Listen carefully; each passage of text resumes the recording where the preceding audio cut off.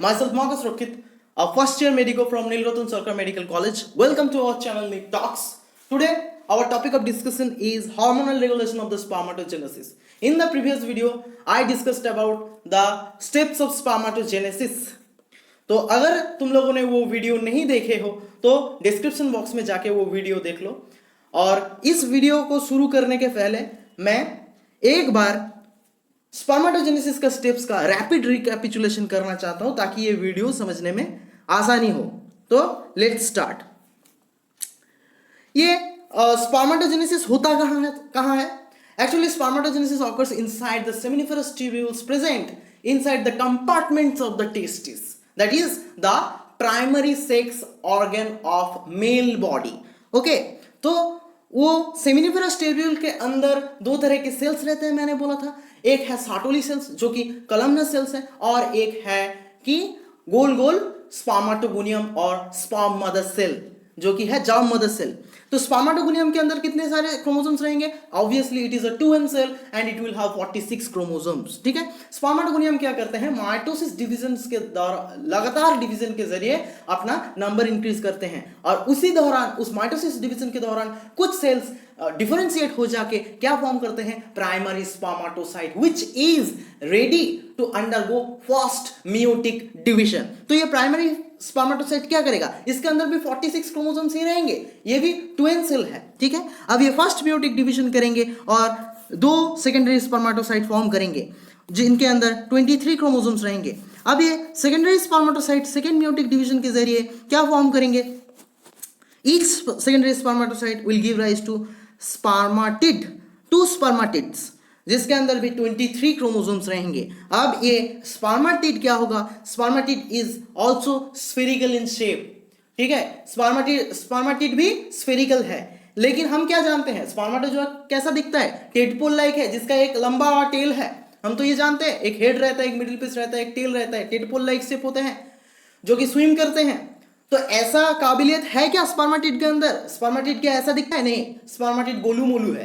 ठीक है, उसके बाद उसका कुछ ऐसी मैच्योरेशन होते हैं, ऐसे चेंजेस आते हैं जिसके वजह से एक टेडपोल लाइक से एक हैंडसम लुक ले लेते हैं। ठीक है, तो जो चेंजेस के जरिए, जो सेलुलर चेंजेस, जो साइटोप्लाज्म निकाल दिए यानी कि फैट जरा दिए, जिसको हम बोलते हैं एक मोटा बॉडी से जिम करके वो पतली हो गई ऐसी, तो स्पर्मेटिड ऐसे साइटोप्लाज्म निकाल देते हैं, बहुत सारे ऑर्गेनेल्स निकल देते हैं। ऐसे जो प्रोसेस के जरिए एक स्पर्मेटिड स्पर्मेटोजोआ में बदलते हैं उसको हम क्या बोलते हैं? स्पर्मियोजेनेसिस। और ये टोटल स्टेप स्पर्मेटोगोनियम से लेके मेयोटिक डिवीजन हना तना होके जो हम स्पर्मेटोजोआ तक गए, ये पूरा स्टेप है क्या ना? स्पर्मेटोजेनेसिस। तो स्पर्मेटोगोनियम से लेके स्पर्मेटोजोआ तक हुआ स्पर्मेटोजेनेसिस, और स्पर्मेटिड से लेके स्पर्मेटोजोआ हुआ स्पर्मियोजेनेसिस। ये बात दिमाग में डाल लो। इसके बाद हम बात करेंगे हार्मोनल रेगुलेशन। ये सब स्टेप्स हार्मोनली कैसे रेगुलेट होते हैं? Actually is a kid capable of spermatogenesis? एक बच्चे के अंदर क्या स्पर्मेटोजेनेसिस होता है? नहीं, ये जब प्यूबर्टी हिट करते हैं तब एक बच्चे के अंदर, मतलब जब वो बच्चा प्यूबर्टी के दौरान उसका डेवलपमेंट होता है, तब इसके अंदर स्पर्मेटोजेनेसिस का क्षमता आता है। तो वो आता कैसा है? एक्चुअली द केस इज वो हाइपोथैलेमस से, हाइपोथैलेमस पता है पिट्यूटरी के ऊपर रहता है हाइपोथैलेमस, तो हाइपोथैलेमस से एक hormone gonadotropin releasing hormone GnRH pulsatile secretion शुरू हो जाता है प्यूबर्टी में।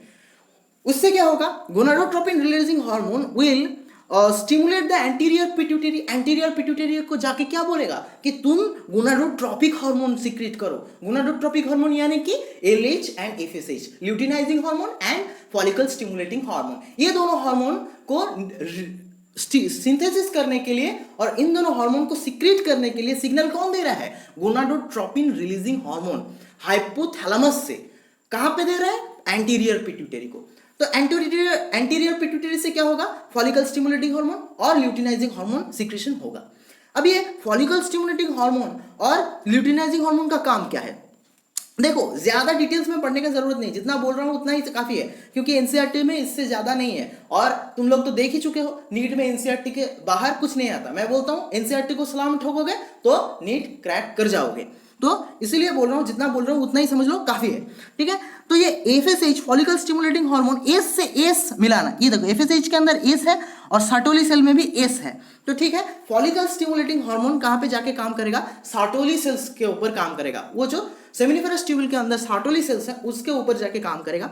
और ल्यूटिनाइजिंग हार्मोन, एल से एल मिलाना, ल्यूटिनाइजिंग हार्मोन जाके लिडिक्स इंटरस्टिशियल सेल्स, वो सेमिनिफेरस ट्यूबल्स के बीचों बीच जो सेल्स रहते हैं इंटरस्टिशियल स्पेस में, लिडिक्स इंटरस्टिशियल सेल्स, उनके ऊपर जाके काम करेंगे। तो ल्यूटिनाइजिंग हार्मोन लिडिक्स इंटरस्टिशियल सेल्स को जाके इंड्यूस करेंगे क्या, टेस्टोस्टेरॉन या androgen, one type of androgen, testosterone secret करने के लिए।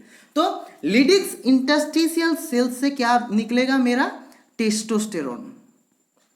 टेस्टोस्टेरॉन, तो ये टेस्टोस्टेरॉन का काम क्या है पता है, testosterone will help in development of the secondary sexual characteristics and development of the testis during puberty।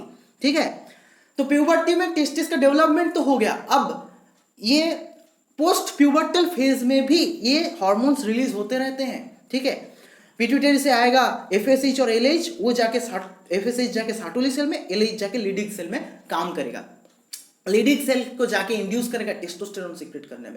अब तुम लोगों को पता है टेस्टोस्टेरोन का काम क्या है, this testosterone helps in entire process of स्पर्माटोजेनेसिस।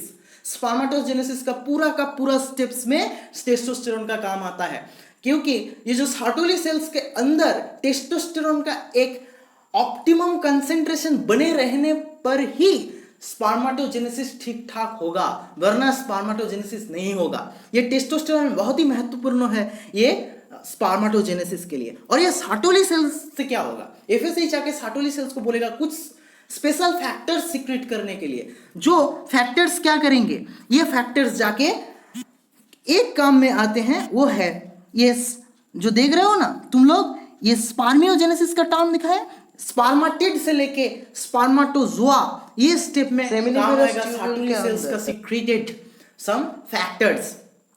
सार्टोली sales से कुछ फैक्टर्स सीक्रेट होते हैं जो कि ये स्पर्माटिड से लेके स्पर्माटोजोआ यानी कि स्पर्मियोजेनेसिस में काम आएगा। ठीक है, बात समझ में आ गया हार्मोनल रेगुलेशन कैसे होता है स्पर्माटोजेनेसिस का। तो इतनी सी बात है, दिमाग में रखना और भूल मत जाना। ठीक है, यहीं से क्वेश्चन आएंगे नीट में। अब देखते हैं एक मैच्योर स्पर्माटोजोआ का शेप कैसा होता है। ठीक है, यह है एक स्पर्म या स्पर्माटोजोआ। ठीक है, तुम लोगों को पता ही है ये एक पतला सा लंबा सा स्ट्रक्चर है जो कि जिसका पूरा entire outer lining is covered by A plasma membrane. ये ब्लैक कलर में मैंने दिखाया है, दिस इज प्लाज्मा मेम्ब्रेन। ठीक है, इसका 3 पार्ट है, एक है हेड, देख रहे हो मैंने मार्किंग किया हुआ है हेड, एक है नेक और एक है मिडिल पीस, और 4 हिस्सा है, head, neck, middle piece and 1 long tail. ठीक है, तुम लोगों को पता है हेड में क्या है, हेड में एक स्पेशल सैक लाइक स्ट्रक्चर है जिसको हम बोलते हैं, जो कि एंटीरियरली लोकेटेड है, उसको हम बोलते हैं एक्ट्रोसोमल कैप। ठीक है, ये एक्ट्रोसोमल कैप एक्चुअली गोल्गी बॉडी से फॉर्म होते हैं। एक्ट्रोसोमल कैप का रहने का फायदा कि इसके अंदर कुछ एंजाइम्स रहते हैं जैसे कि हाइलुरोनिडेज। ठीक है, ये एंजाइम्स का काम क्या है, जब फर्टिलाइजेशन होगा, ठीक है, ओवम के बाहर एक बहुत ही टफ कवरिंग रहते हैं जिसको हम बोलते हैं जोना पेलुसिडा। तो जोना पेलुसिडा को पिघलाने के लिए कुछ एंजाइम्स की जरूरत होते हैं जो कि इस स्पर्म की हेड की एक्ट्रोसोमल कैप में रहते हैं। तो ये एक्ट्रोसोमल कैप का रहने का जरूरत यहीं पर है। अब हेड में और क्या रहता है, हैप्लॉइड न्यूक्लियस रहते हैं, यानी कि जो कि rich in deoxyribonucleic acid, DNA. Sperm का काम क्या है, मेल बॉडी से डीएनए को लेके फीमेल बॉडी के ओवम के तक पहुंचाना। तो ये हेड में न्यूक्लियस रहते हैं, इसके अंदर डीएनए रिच न्यूक्लियर मटेरियल रहते हैं। इसका प्लॉडी लेवल क्या होगा, obviously as it is a germ cell, sexual germ cell, so this will have a haploid nucleus that is in. ठीक है, उसके बाद हेड और मिडिल पीस के बीच में जो जगह है उसको हम बोल रहे हैं नेक। नेक में क्या रहेगा, नेक में एक रहेगा हमारा सेंट्रियोल। अब ये सेंट्रियोल बहुत ही इंपॉर्टेंट है, हम ये फर्टिलाइजेशन के टाइम पे जाके बोलेंगे कि जाइगोट फॉर्म होने के बाद उसका जो क्लीवेज डिविजन्स होते हैं उस डिविजन्स में ये सेंट्रियोल काम करते हैं, ठीक है। तो अब के लिए इतना ही याद रखो कि नेक में सेंट्रियोल रहते हैं और मिडिल पीस में क्या रहते हैं, मिडिल पीस में मेरा ये एक्सोनल फिलामेंट तो रहेगा ही और एक्सोनल फिलामेंट को चारों ओर घेर के रखेगा बहुत सारे mitochondria, lots of mitochondria spirally यहाँ पे सज्जित रहता है। क्यों रहता है? ये माइटोकॉन्ड्रिया का काम क्या है? हम लोगों को पता है माइटोकॉन्ड्रिया का काम है एनर्जी प्रोड्यूस करना। अब ये स्पर्म एनर्जी लेके क्या करेगा? अरे भाई इसका बहुत एनर्जी की जरूरत है क्योंकि इसको कॉइटस के दौरान वजाइना में छोड़ दिया जाएगा। इसके बाद इसको लंबा रास्ता तय करना पड़ता है, वजाइना से लेके सर्विक्स, सर्विक्स से लेके यूटेराइन कैविटी, वहां से लेके फैलोपियन ट्यूब, फैलोपियन ट्यूब का इस्थमास, इस्थमास के बाद जाके एम्पुलरी इस्थमस जंक्शन में जाके इसको ओवम मिलेगा। तो इतना लंबा रास्ता वो जाएगा कैसे? ये जो टेल है ना, ये टेल को ऐसे घुमाते हैं और स्विम करके जाते हैं। तो इतना रास्ता स्विम करने के लिए इसको एनर्जी तो चाहिए, ये टेल की मूवमेंट के लिए, इसीलिए इतना सारा माइटोकॉन्ड्रिया यहाँ पे रहते हैं जो कि स्पर्म की मोटिलिटी में बहुत ही काम आते हैं, ठीक है। और ये टेल तो दिख ही रहा है, टेल का कुछ ज्यादा बोलने का नहीं है, टेल टेल है, पता है टेल कैसा है, बंदर का लेज तो देखे हो, ये स्पर्म का लेज है, ठीक है। अब चलो नेक्स्ट स्लाइड पे जाते हैं। ये है एनसीईआरटी का डायग्राम, देख ही सकते हो, मैंने सब कुछ ऑलमोस्ट बोल ही दिया है। ये देखो फिर से देख लो, ये देखो plasma membrane, acrosomal cap, nucleus containing chromosomal material, neck, middle piece, mitochondria, middle piece में ये देखो स्पाइरली लोकेटेड माइटोकॉन्ड्रियल्स, और ये रहा मेरा लंबा सा एक टेल, और this is the head portion. ये डायग्राम्स अच्छे से याद रखना, यहाँ से क्वेश्चंस आ सकते हैं नेट में। अब ये एक बहुत ही इंपॉर्टेंट चीज है कि जब इजैकुलेट के दौरान, जब कॉइटस के दौरान इजैकुलेट करते हैं male partner female genital tract में, तो अप्रोक्सीमेटली 200 से 300 मिलियन स्पर्म इजैकुलेटेड होता है फीमेल जेनिटल ट्रैक्ट में, जिसके अंदर 60% स्पर्म को हेल्दी होना चाहिए।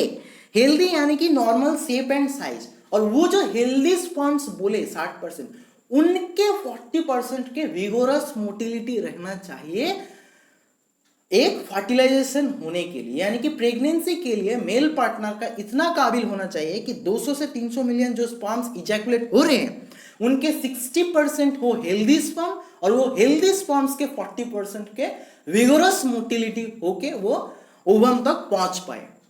इतना काबिलियत होने के बाद ही एक प्रेगनेंसी पॉसिबल है, या तो पॉसिबल नहीं है प्रेगनेंसी। ये सारे चीज तुम लोग को दिमाग में रखना है, क्योंकि इतना सारा इंफॉर्मेशन एनसीईआरटी में समझ के याद रखो तो चल जाएगा इतना में ही। तो ठीक है, आज के लिए बस इतना ही, इसके आगे और कुछ नहीं बोल रहा हूँ क्योंकि एनसीईआरटी में इसके ज्यादा कुछ नहीं है। आगे की वीडियोज अगर नहीं देखे हो तो डिस्क्रिप्शन बॉक्स में जाके देख लो, बहुत सारे इंटरेस्टिंग वीडियोज हम लोगों ने अपलोड किए हैं। और इतना दूर तक जब देख रहे हो, जरूर वीडियो अच्छा लगा है तो लाइक कर देना, सब्सक्राइब कर देना, दोस्तों में भी शेयर करना, क्योंकि शेयर करने से ज्ञान बढ़ता है। ये मैं पहले भी बोलता हूँ, अब भी बोल रहा हूँ।